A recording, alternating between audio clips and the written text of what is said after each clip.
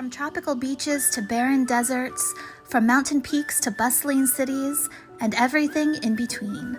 There are endless destinations to explore in the United States, and we're here to share with you our favorite places and tell you stories of the history of this great country. So lace up your hiking boots because today we're in West Virginia visiting Harpers Ferry National Historic Museum to hike a farm that was once a battlefield during the Civil War.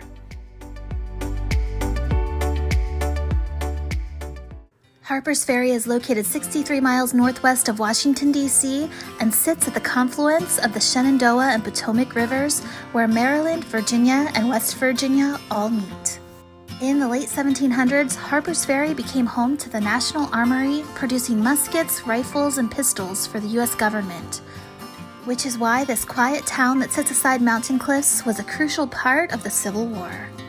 Today, we're hiking the Murphy Chambers Farm Trail to the site where the Confederates hailed victory during the Battle of Harpers Ferry in 1862, and where the displaced John Brown's fort found its resting place in 1895.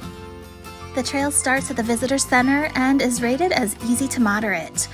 The trail spans between 1 and 3 miles, depending on if you take side trails, which, of course, we always love to take side trails. In 1848, a man by the name of Edmund H. Chambers bought this land.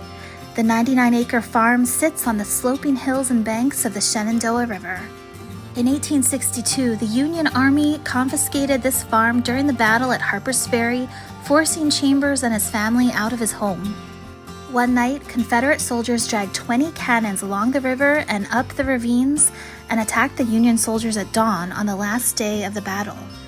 12,000 Union soldiers ultimately surrendered, making the Harpers Ferry battle the largest single Union surrender of the war.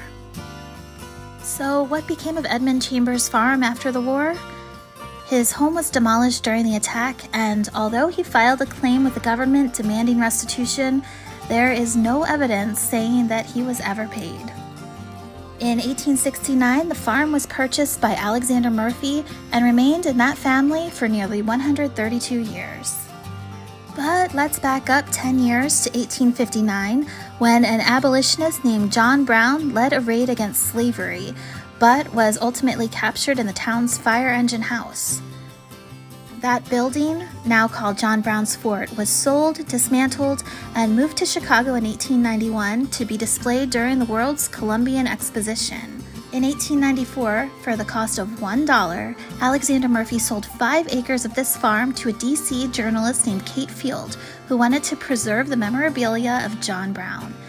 And here it sat for nearly 14 years on a bluff overlooking the Shenandoah.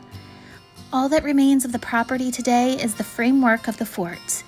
In 1909, the fort was moved in town to the Storer College campus, and there it has remained for the past 112 years. Today, the Murphy Chambers Farm is owned and maintained by the Harpers Ferry National Historic Park. In total, we hiked nearly 3 miles. Next time you're in Harpers Ferry, add the Murphy Chambers Farm to your list of things to see. As you're hiking along, you can appreciate the history and sacrifices that were made on this hallowed ground and take in the stunning views of the Shenandoah. Thanks for watching. Please don't forget to like and follow us. We'll see you on our next adventure.